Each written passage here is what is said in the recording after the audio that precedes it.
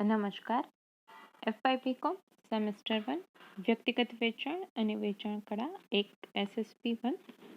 હવે યુનિટ 10 જેમાં welcoming prospect એટલે કે ગ્રાહકને આવકારવો.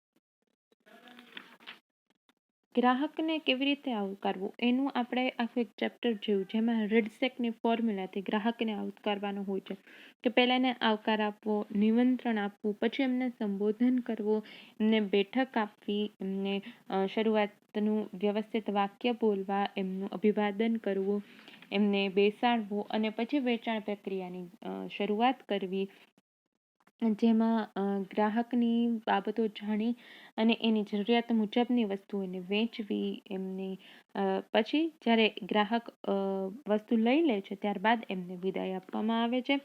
તો આ વેચાણની આખી પ્રક્રિયા આપણે જોઈ હતી. હવે ગ્રાહકની મુલાકાત વિશે આપણે જોવાનું છે, કારણ કે આખું ચેપ્ટર છે આપણું ગ્રાહકને આવકારવો. તો જાહેરાતના સંદર્ભમાં જો કોઈ ગ્રાહક તમારી પાસે આવેલો હોય કે ક્યાંકથી જાહેરાત જોઈ હોય અને એ જાહેરાતને આધારે વસ્તુ ખરીદવા માટે જો ગ્રાહક આવેલો હોય તો જાહેરાતના જવાબમાં સંભવિત ગ્રાહક દુકાન પર આવે તો સેલ્સમેને ગ્રાહકની મુલાકાત લેવી જોઈએ.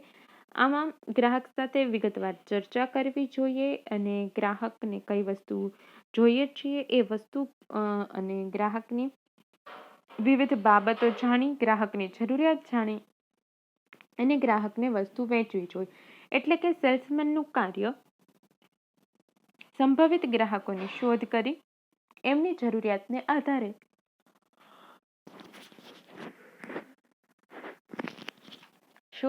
અને ગ્રાહકોની જરૂરિયાતને આધારે વસ્તુ દેખાડી અને એમનામાં એ વસ્તુ ખરીદવાને માટે રસ જાગૃત કરી, ખરીદીની ઈચ્છાનું નિર્માણ કરી અને વસ્તુનું વેચાણ કરવાનું મુખ્ય એનો કોઈ પણ જે દુકાનદાર છે એનો એક હેતુ હોવો જોઈએ. હવે ગ્રાહકને આવકારવો એટલે કે સંભવિત ગ્રાહકની ખરીદ શક્તિનું વસ્તુ અને સેવાઓ માટે જે અસરકારક માંગ વધારવી અને એ અસરકારક માંગને વાસ્તવિક માંગમાં પરિવર્તન કરવું અને સાથે સાથે ગ્રાહકનું સન્માન પણ સચવાવવું જોઈએ અને ગ્રાહકને સીધો આવકાર આપવો જોઈએ. એ ગ્રાહકને આવકાર આપવો કહેવાશે. એટલે કે ગ્રાહક આવે, ગ્રાહકને સંબોધન કરીને એમની જરૂરિયાત જાણવી, પરંતુ એની વાતચીત એવી રીતે થવી જોઈએ કે ગ્રાહકનું સ્વમાન એમાં ઘવાઈ જાય નહીં. હવે ગ્રાહકને આવકારતી વખતે સેલ્સમેનને કઈ બાબતોનું ધ્યાન રાખવું પડશે.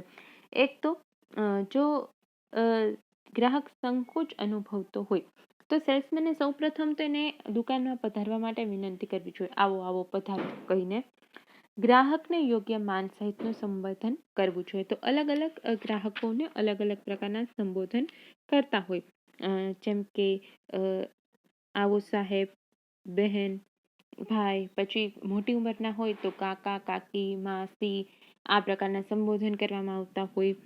તો આના કારણે ગ્રાહક છે એ થોડાક સેલ્સમેન સાથે વાત કરવામાં અનુકૂળતા અનુભવશે. પછી સેલ્સમેનને બેઠક વ્યવસ્થા હોય તો એકદમ વિનમ્રતાથી ગ્રાહકને બેસવાનું સૂચન કરવું જોઈએ. પછી વાતચીતની શરૂઆત છે એ એકદમ વિનય વાક્યથી સુપ્રભાત, તમારે કઈ વસ્તુ ખરીદવી છે, એવી રીતે વાતચીતની શરૂઆત કરવી જોઈએ. હવે માલની લાક્ષણિકતાઓ અને આધારે વસ્તુ બતાડવી જોઈએ અને ત્યારબાદ ગ્રાહકને આભારની લાગણી વ્યક્ત કરી અને વસ્તુ જ્યારે વેચી દેવામાં આવે ત્યારબાદ પ્રેમપૂર્વક વિદાય કરવી જોઈએ. વિદાય કરતી વખતે પણ આવજો, બીજી વાર આવજો, એ પ્રકારના જે સંબોધનો છે એનો ઉપયોગ કરવામાં આવતો હોય. હવે છે ગ્રાહકની મુલાકાત. હવે ગ્રાહકની મુલાકાત કેવી રીતે લેવી જોઈએ? તો કે માલ વેચાણ માટે જરૂરી ગ્રાહક બને એવી આશાથી જે વ્યક્તિ પાસે સેલ્સમેન જાય છે તેનો સંભવિત ગ્રાહક છે અને સંભવિત ગ્રાહકને એના ગ્રાહકમાં નિર્માણ કેવી રીતે કરી શકાય, એમાં રસ જાગૃત કરીને એમની ખરીદીની ઈચ્છાનું નિર્માણ કરીને એમને વસ્તુની ખરીદે એ પ્રકારે વસ્તુની લાક્ષણિકતાઓ બતાવી અને પછી એ વસ્તુ વેચી અને સંભવિત ગ્રાહકને અસરકારક એની માંગને ગ્રાહકની વાસ્તવિક માંગમાં પરિવર્તન કરી અને એ ગ્રાહકને પોતાને માલ વેચવો જોઈએ. સંભવિત ગ્રાહકની મુલાકાત માટે પસંદગી. હવે એ સંભવિત ગ્રાહકની મુલાકાત માટેની પસંદગીમાં સેલ્સમેને ગ્રાહકની જરૂરિયાત, વસ્તુ ખરીદવા તેની શક્તિ, વસ્તુ ખરીદવા માટે તેની ઈચ્છા, સત્તા, તેનું સ્વભાવ અને એની સાથે મુલાકાત મેળવવાની શક્યતા કે એની સાથે વાતચીત કરી શકશે કે નહીં કરી શકે, અને સેલ્સમેનની પોતાની શક્તિઓ, આ બધી બાબતને આધારે સંભવિત ગ્રાહકની યોગ્યતા ધ્યાનમાં રાખે છે. તો સૌપ્રથમ તો ગ્રાહકની અમુક ચોક્કસ વસ્તુની જરૂરિયાત. કઈ કઈ જરૂરિયાત છે ગ્રાહકને, કેવા પ્રકારનો ગ્રાહક છે, એના આધારે એ વસ્તુ વેચવી પડે. તો હવે આ કેવી રીતે ખ્યાલ આવશે? એ જ્યારે ગ્રાહક આવે ત્યારે એના પહેરવેશ ઉપરથી, એની બોલચાલ, ભાષા, શિક્ષિત છે, અશિક્ષિત છે, એમનો જે બાહ્ય દેખાવ છે, અને સાથે સાથે એમની સાથે જે ગ્રાહક સાથે વાતચીત કરવામાં આવે તો એ વાતચીત ઉપરથી પણ ખ્યાલ આવી શકે. પછી છે વસ્તુ ખરીદવાની ગ્રાહકની શક્તિ, એટલે કે ગ્રાહકની આર્થિક પરિસ્થિતિ, નાણાકીય પરિસ્થિતિ, એની સદ્ધર છે, એની પાસે કેટલું બજેટ છે, એના ઉપરથી ખ્યાલ આવશે. પછી વસ્તુ ખરીદવાની ગ્રાહકની ઈચ્છા, તો ગ્રાહકમાં ખરીદ શક્તિ છે, એ વસ્તુ ખરીદવાની ઈચ્છા રાખે છે. ધનિક વ્યક્તિ અને વસ્તુ ખરીદવા શક્તિમાન હોય છે, પરંતુ તે જો દિલથી કંજૂસ હોય અથવા તો પૈસા વાપરવા ન ઈચ્છતો હોય તો એ સેલ્સમેન ગમે તેટલું એને સમજાવે પણ એ વસ્તુ ખરીદવાનું નથી.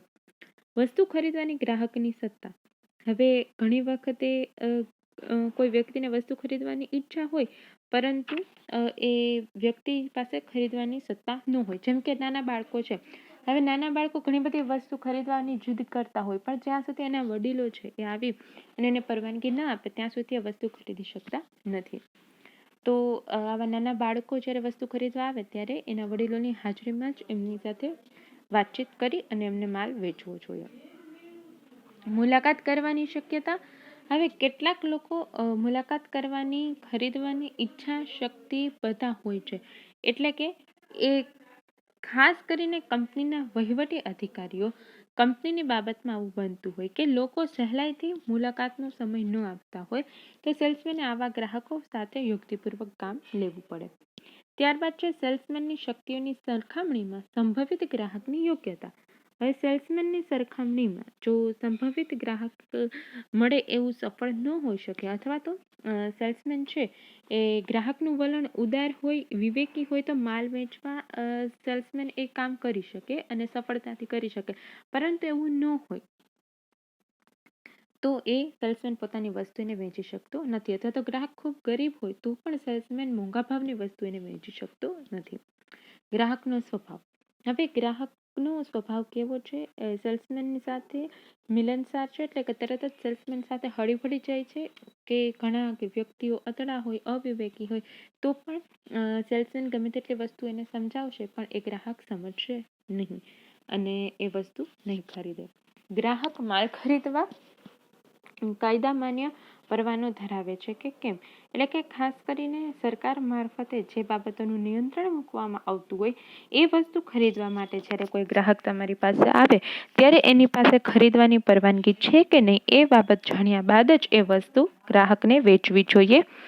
તો આવી ઘણી બધી વસ્તુઓ હોય, જેમ કે અમુક શસ્ત્રો છે, અમુક પ્રકારની દવા છે, અમુક પ્રકારનું સ્ટીલ છે, અમુક મશીનરી છે, પછી જે વસ્તુ બેન કરેલી હોય એટલે કે જે પ્રતિબંધિત વસ્તુ છે, તો આવી બધી વસ્તુ વેચવાના સરકાર દ્વારા જે પરવાના આપેલા હોય એ પરવાના જો એ ગ્રાહક પાસે હોય તો જ એ વસ્તુ ગ્રાહકને વેચવી જોઈએ.